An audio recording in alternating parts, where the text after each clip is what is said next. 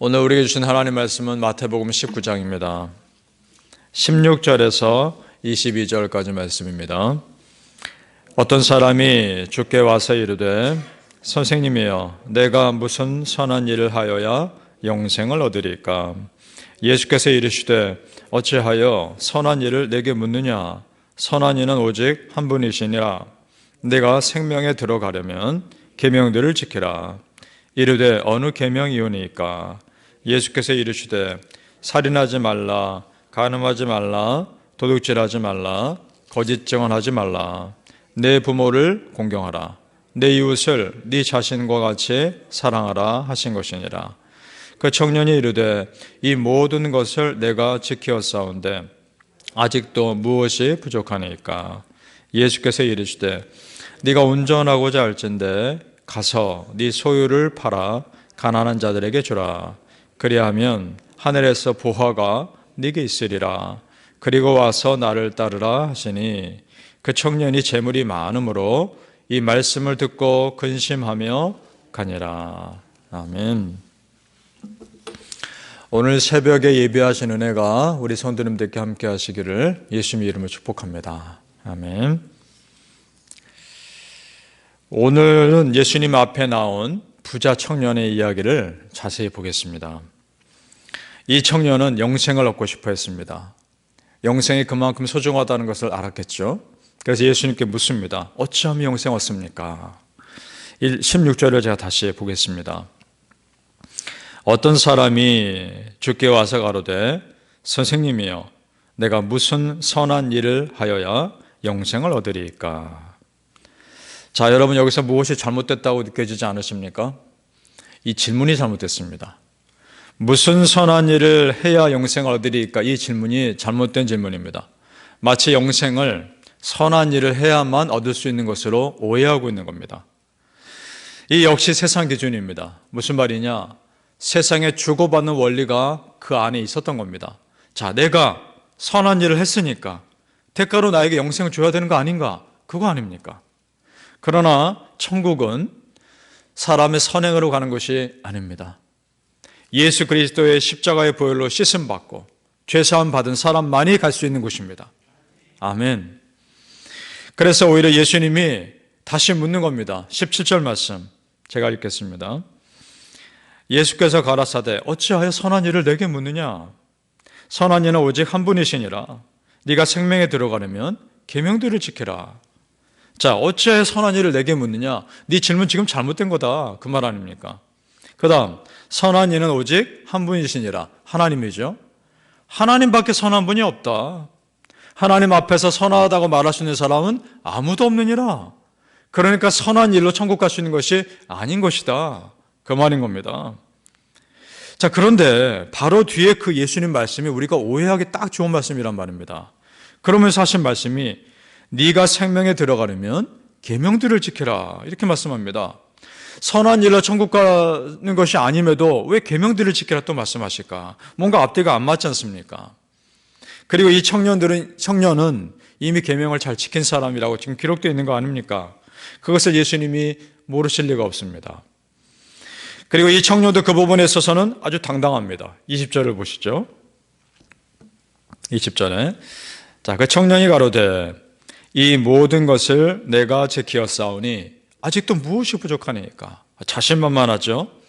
자, 그런데 예수님이 이 청년에게 이러이러한 계명들을 쭉 말씀하시는데 그것이 힌트입니다. 자, 18절에서 19절을 보겠습니다.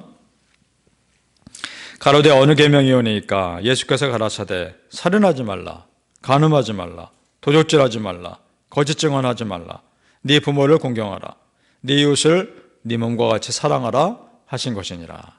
아멘. 자, 10계명의 내용이죠. 10계명이 사실 크게 두 부분으로 구분됩니다. 1계명부터 4계명까지가 하나님에 대한 겁니다. 5계명부터 10계명까지가 사람에 대한 겁니다. 지금 예수님이 이 청년에게 하신 말씀은 사람에게 해당되는 계명이란 말입니다. 하나님에 대해 해당되는 계명이 아니라는 거죠, 지금.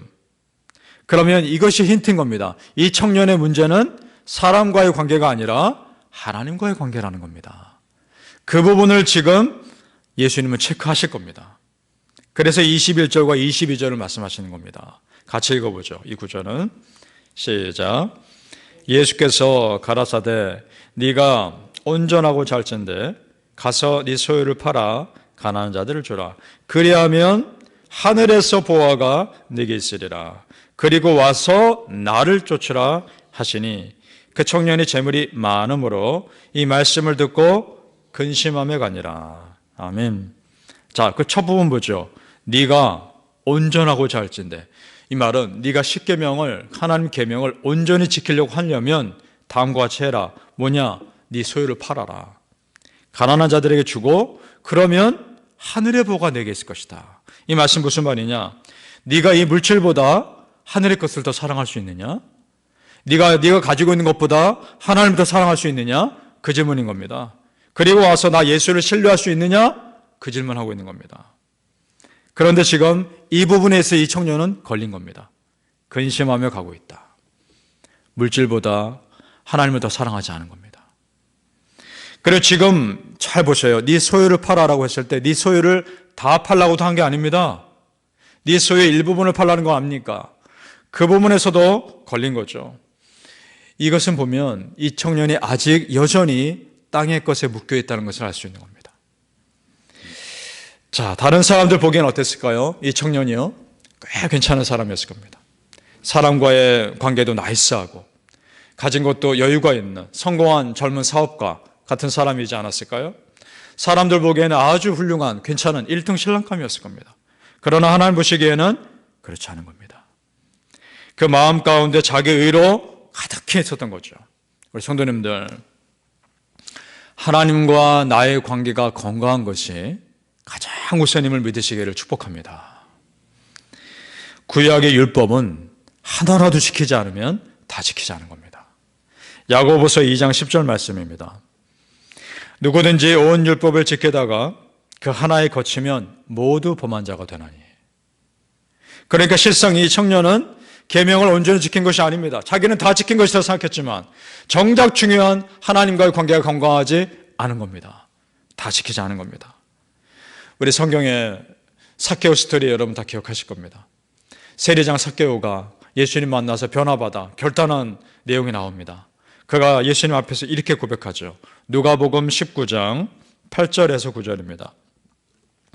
삭개오가 서서 주께 여짜오되 주여 보시옵소서 내 소유의 절반을 가난한 자들에게 주겠사오며.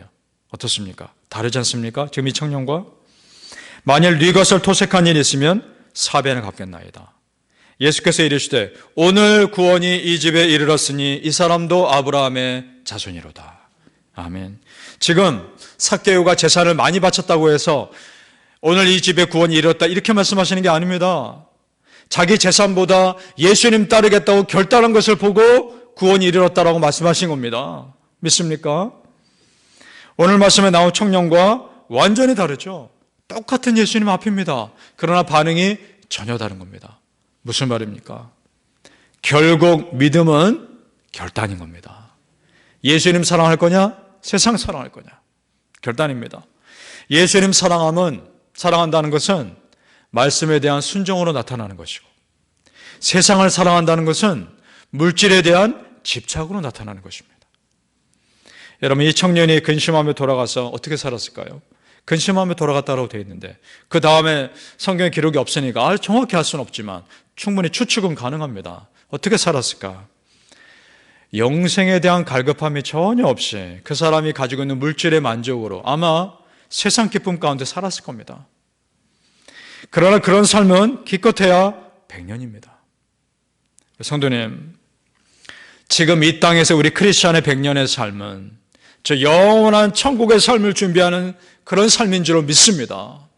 바라보는 성도님들, 끊임없이 거룩한 삶에 목마르셔서 이 땅의 것 바라보지 마시고 하늘 것 바라보는 삶 사시기를 예수님의 이름으로 축복합니다. 아멘. 오늘 청년은 지난 시간에 보았던 밭에 감추인 보화 다 팔아서 그 보화를 산 사람, 값진 진주 자기 것 다 팔아서 그 진주를 산 사람과 너무나 다르죠. 그 사람들은 진정 중요한 절대 가치를 볼 줄 아는 눈이 있었고, 그래서 자기가 가지고 있는 상대 가치를 포기합니다. 처분합니다. 그런데 오늘 말씀에 나온 청년은 그 상대 가치를 포기하지 못해서 정말 중요한 것을 붙잡지 못합니다. 삶의 우선순위가 예수님이 아니라 물질이었기에 오히려 기꺼이 예수님을 포기하며 영생을 포기합니다. 얼마나 안타깝습니까? 오늘 이 청년은 다른 세상 사람들에게는 아주 멋진 사람으로 포장되어 있었겠죠. 그런데 예수님을 속이지 못합니다. 예수님은 이 청년의 약점을 정확히 아셨습니다. 이 사람에게서 물질은 단순히 필요 이상이구나. 오히려 영생보다 더 소중한 것이 이 사람에게 물질이구나. 그래서 지금 이 사람에게 도전합니다. 팔아서 그걸 가난한 사람들에게 주고 나를 따르라. 이 사람에게 도전하고 있는 겁니다. 그런데 이 사람은 그 예수님의 도전에 실패하고 말죠. 지금 예수님이 이런 질문을 하고 있는 겁니다. 네 인생에서 정말 중요한 게 뭐냐? 네 인생에서 정말 소중한 게 무엇이냐? 결정해라. 그리고 나를 따르라. 이 예수님 말씀조차 듣지 않을 정도로 그 청년의 마음속에는 자기 생각과 기준으로 너무나 견고하게 가득 차 있었던 겁니다. 이런 사람에게 해당되는 하나님의 메시지가 있습니다. 그것이 이사야 55장 7절입니다. 잘 들어보십시오. 이사야 55장 7절. 악인은 그 길을, 불의한 자는 그 생각을 버리고 여호와께로 돌아오라. 그리하면 그가 긍휼히 여기시리라. 아멘.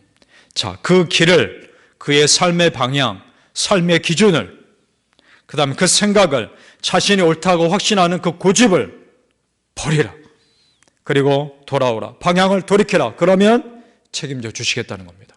믿습니까? 바라그네 성도님들, 우리 예수님과 가까워지는데 방해되는 그 어떤 것들이 있다면 과감하게 정리할 수 있는 결단이 있으시기를 예수님 이름으로 축복합니다. 아멘. 기도하시겠습니다.